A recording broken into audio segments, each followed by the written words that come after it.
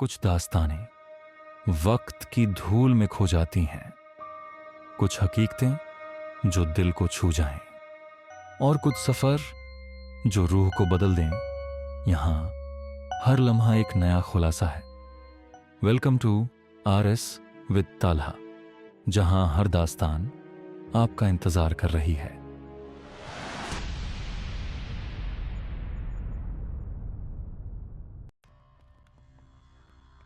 Revolver हाथों में पकड़े अंदर आ गए। क्या मतलब? मिस अल्मास ने दूसरी चीख को हलक में रोकते हुए कहा। ब्रूनो कहाँ है? सफदर, दूसरे कमरे चेक करो, एहतियात से, देखते ही गोली मार देना। इमरान ने बाग सफदर से मुखातिब होकर कहा, और सफदर सर हिलाता हुआ तेजी से मिल्हका कमरे की तरफ बढ़ गया। कौन ब्रूनो? यहां कोई ब्रूनो नहीं है और मैं पुलिस को फोन करती हूं, मिस अल्मास ने अपने आप पर काबू पाते हुए कहा। अभी मालूम हो जाता है कि कॉफी की दूसरी प्याली तुम किसके लिए बना रही थी, इमरान ने मुस्कुराते हुए कहा। इमरान साहिब, ब्रूनो बाहर निकल गया है।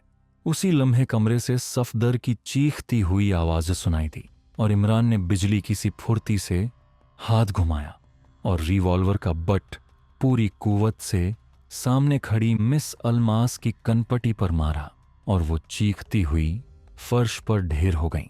इमरान भागता हुआ मिल्हका कमरे में गया तो उसने सफदर को खिड़की में खड़े देखा। वो छत की तरफ जा रहा है। कदो कामत वही है, लेकिन चेहरा बदला हुआ है। सफदर ने इमरान को देखते ही कहा और इमरान ने बाहर झांका और दूसरे लम्हे उसे झुरझुरी सी आ गई, क्योंकि ब्रूनो एक पतली सी ग्रिल पर खड़ा हुआ था और तेज हवा की वजह से उसका जिस्म झूल रहा था और वो ग्रिल से कुछ फासले पर मौजूद एक पाइप को पकड़ने की कोशिश में था। ऊपर छत पर जाओ जल्दी, और ख्याल रखना उसकी जेब में कैप्सूल होगा, इमरान ने चीखते हुए कहा और सफदर सर हिलाता हुआ वापस मुड़ा। इमरान दांत भींच रहा था। वैसे वो चाहता तो यहां से गोली मारकर उसे नीचे गिरा सकता था, लेकिन वो जानता था कि उसके नीचे गिरते ही उसकी जेब में मौजूद कैप्सूल टूट जाएगा और फिर पलक झपकते ही दारुल हुकूमत के करोड़ों अफराद, मर्द, औरतें, बच्चे और बूढ़े अब्दी नींद सो जाएंगे। उसने नीचे झांक कर देखा तो अब सड़क पर ट्रैफिक रुकने लगी थी। कई लोग सर उठाकर ऊपर की तरफ देख रहे थे।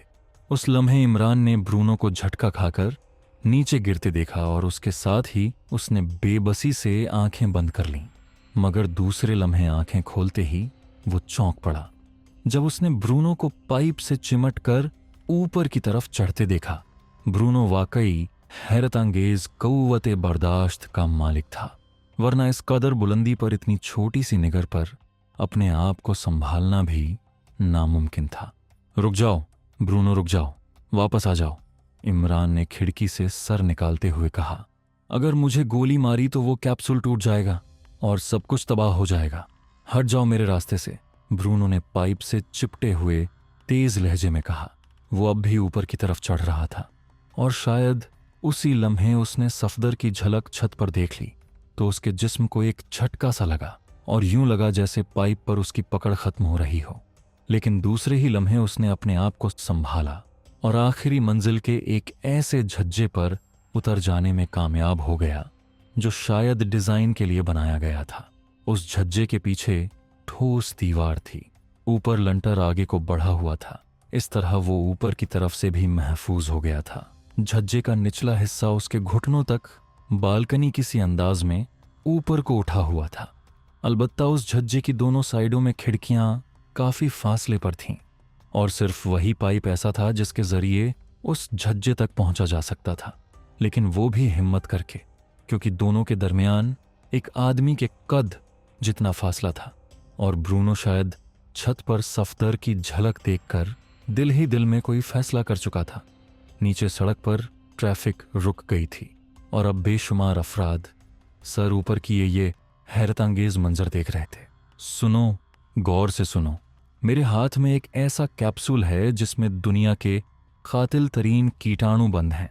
अगर मेरी बात न मानी गई या मुझ पर जबरदस्ती काबू पाने की कोशिश की गई तो फिर मैं पलक झपकते ही ये कैप्सूल खोल दूंगा या इसे नीचे सड़क पर फेंक कर तोड़ दूंगा और इस कैप्सूल के टूटते ही ये कीटाणु हवा में मिल जाएंगे और फिर 1 सेकंड के अंदर दारुल हुकूमत में मौजूद हर जानदार मौत के घाट उतर जाएगा। इसलिए जैसा मैं कहूं वैसा करो, वरना। ब्रूनो ने जेब से एक आधुनिक अंदाज का मेगाफोन निकालकर मुंह से लगाते हुए कहा और उसकी आवाज दूर दूर तक यूं फैलती चली गई जैसे वो इंतहाई ताकतवर लाउडस्पीकर पर बोल रहा हो।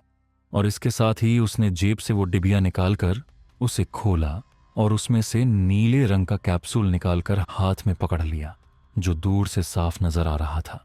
अगर तुम्हें यकीन न हो तो अपने मुल्क की दिफाई लैबोरेटरी 3 के साइंसदानों से पूछ लो। सुनो, मेरी शर्तें कबूल कर लो, वरना मैं पलक झपकते ही सब कुछ फना कर दूंगा, ब्रूनो ने दोबारा चीखते हुए कहा। और इमरान, जो खिड़की में मौजूद था, तेजी से वापस पलटा और फिर दौड़ता हुआ बैरूनी दरवाजे की तरफ बढ़ता चला गया। उसके चेहरे पर चट्टानों जैसी संजीदगी थी। ब्रूनो ने वाकई सबको एक खौफनाक सिचुएशन में फंसा दिया था और इमरान अच्छी तरह जानता था कि जो कुछ वो कह रहा है वो सच है। पूरे दारुल हुकूमत के लाखों अफराद की जिंदगियां उसकी मुट्ठी में जकड़ी हुई थीं। नादरा अपार्टमेंट्स को पुलिस, इंटेलिजेंस और मिलिट्री के अफराद ने घेर रखा था।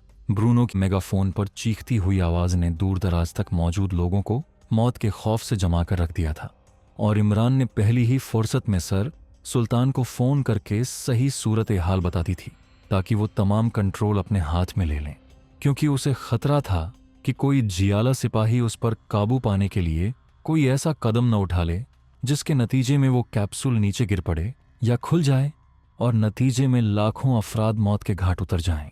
यही वजह थी कि सर सुल्तान ने इमरान का फोन मिलते ही असल सूरत हाल से फौरन आला हुक्काम को मुत्तला कर दिया और फिर देखते ही देखते आला हुक्काम नादरा अपार्टमेंट्स पहुंच गए।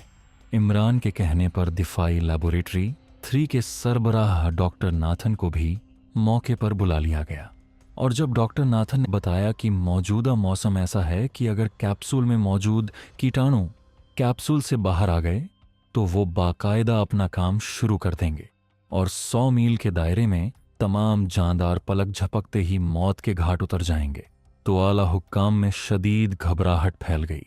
उन्होंने मेगाफोन पर ब्रूनो को राजी करने की बेहद कोशिश की, लेकिन ब्रूनो अपनी बात पर अड़ा हुआ था कि उसकी शर्तें फौरन मानी जाएं, वरना वो कैप्सूल खोल देगा।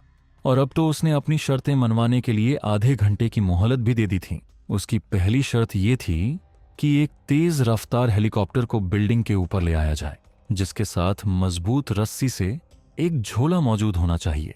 ब्रूनो उस झोले पर बैठेगा और हेलीकॉप्टर नीची परवाज करते हुए उसे एयरपोर्ट पर उतार ले जाएगा, जहां एक तेज रफ्तार जहाज मौजूद होना चाहिए जिसका टैंक फ्यूल से भरा हुआ हो और आसपास कोई आदमी ना हो। वो उस जहाज को उड़ाकर मुल्क की सरहद पार करेगा। इस जहाज को हिट करने की कोशिश न की जाए, वरना वो कैप्सूल खोल देगा। बाकी हिदायतें वो सरहद पार पहुंच कर देगा। इसके साथ ये शर्त भी थी कि उसे एक गैस मास्क और लॉन्ग रेंज ट्रांसमीटर भी झोले में ही दिया जाए। ऐसा ट्रांसमीटर जो 6601 साख्त का हो। जाहिर है उसकी शर्तें ऐसी थीं कि अगर उन्हें उसके कहने के मुताबिक मान लिया जाए तो फिर ब्रूनो को कैप्सूल समेत इस मुल्क से बाहर जाने से कोई नहीं रोक सकता था और आला हुक्काम किसी भी सूरत इस कैप्सूल को मुल्क से बाहर ले जाने की इजाजत देने पर तैयार न थे और न ही वो इसके खुलने और टूटने का खतरा उठा सकते थे। ब्रूनो ने सबको एक अजीब और खतरनाक सिचुएशन में उलझा दिया था। उनकी समझ में कुछ नहीं आ रहा था कि आखिर ब्रूनो पर किस तरह काबू पाया जाए कि कैप्सूल सही सलामत उसके कब्जे से हासिल कर लिया जाए। मेरा ख्याल है लॉन्ग रेंज राइफल से गोली मार दी जाए तो कैप्सूल उसके हाथ से झज्जे में ही गिरेगा और शायद कम बुलंदी की वजह से न टूटे। सर रहमान ने सर सुल्तान और दूसरे हुक्काम से मुखातिब होकर कहा, हरगिज नहीं, हम किसी सूरत कोई खतरा मोल नहीं ले सकते। लाखों करोड़ों अफराद की जिंदगियों से खेलने की इजाजत नहीं दी जा सकती। सर सुल्तान ने इंतहाई सख्त लहजे में कहा, तो फिर उसकी शर्तें मान लो और निकल जाने दो उसे। बाद में तुम्हारी सीक्रेट सर्विस जाकर उससे कैप्सूल वसूल कर लेगी। सर रहमान ने गुस्से भरे अंदाज में तंजा करते हुए कहा। सर रहमान, ये वक्त तंज या गुस्से का नहीं है। ये इंतहाई खौफनाक सिचुएशन है। हमें अपना दिमाग ठंडा रखना पड़ेगा और कोई ऐसी तरकीब सोचनी होगी जिससे हम इस मुजरिम से कैप्सूल सही सलामत हालत में वसूल कर लें, सर सुल्तान ने खश्क लहजे में कहा। और सर रहमान ने मुंह बना लिया। पूरे दारुल हुकूमत में काम बंद हो चुका था। हर शख्स मौत के खौफ से पागल हो गया था। लोग घरों, दफ्तरों और दुकानों से बाहर आ गए थे। नादरा अपार्टमेंट्स के चारों तरफ लोगों के ठट लग गए थे। अखबारात के दफ्तरों में टेलीफोनों का तांता बंधा हुआ था। पुलिस और मिलिट्री की गाड़ियां पूरे शहर में घूमकर लोगों को पुरस्कून रहने की तलकीन कर रही थीं। रेडियो और टेलीविजन पर भी लोगों को पुरस्कून रहने के लिए बार बार ऐलानात किए जा रहे थे। और अब तो टेलीविजन वालों ने अपने कैमरे नादरा अपार्टमेंट्स के करीब फिट कर दिए थे और अब तमाम कार्रवाई टेलीविजन पर बराह रास्त दिखाई जा रही थी। उधर सदर ममलिकत और वजीर आजम का बार बार फोन आ रहा था कि सूरत हाल को संभालने के लिए क्या किया जा रहा है, लेकिन किसी की समझ में कोई तरकीब न आ रही थी। सबके दिमाग खौफ और परेशानी ने मंजमद कर दिए थे। वो जो भी तजवीज़ सोचते उसे फौरन ही रद्द कर देते, क्योंकि हर तरकीब में बहरहाल रिस्क मौजूद था। वो कहाँ है तुम्हारा चीता X2? बुलाओ उसे, काट खाने वाले लहजे में सर सुल्तान से कहा। क्यों नहीं बुलाते? सर रहमान ने कहा, और शायद इस मौके पर अपनी इंतज़ामी हंस को तस्कीन दे रहे थे। सर सुल्तान बार बार स्पेशल ट्रांसमीटर पर इमरान के मुतालिक ब्लैक ज़ीरो से पूछ रहे थे, लेकिन इमरान गायब था। उसका कहीं पता ना चल रहा था। उधर ब्रूनो बड़े इत्मीनान से उस छबके पर खड़ा था। उसने एक हाथ में कैप्सूल पकड़ा रखा था।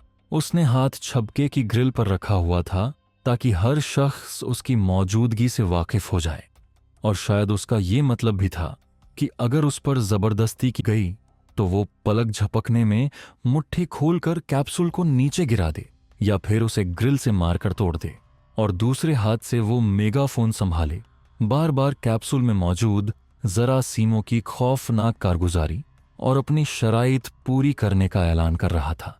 और जाहिर है अब ब्रूनो अपनी जान पर खेलने का फैसला कर चुका था, इसलिए उससे कुछ बईद ना था कि वो ऐसा कर भी गुजरता।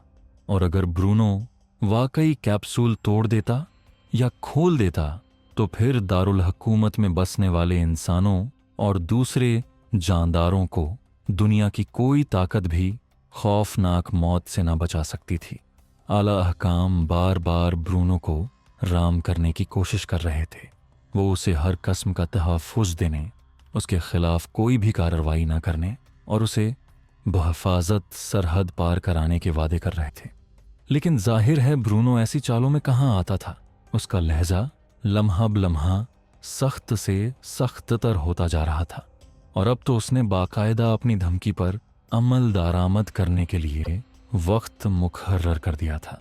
अब उसके सिवा कोई चारा नहीं कि इस आदमी की शराइत मान ली जाए। दोस्तों, अगर आपको हमारी ये वीडियो पसंद आई है तो लाइक ज़रूर कीजिएगा, अपने दोस्तों के साथ शेयर करें और चैनल RS विद तलहा को सब्सक्राइब करना मत भूलिएगा। साथ ही बेल आइकॉन दबाइए ताकि नई वीडियोस का नोटिफिकेशन सबसे पहले आपको मिले। अल्लाह हाफिज़।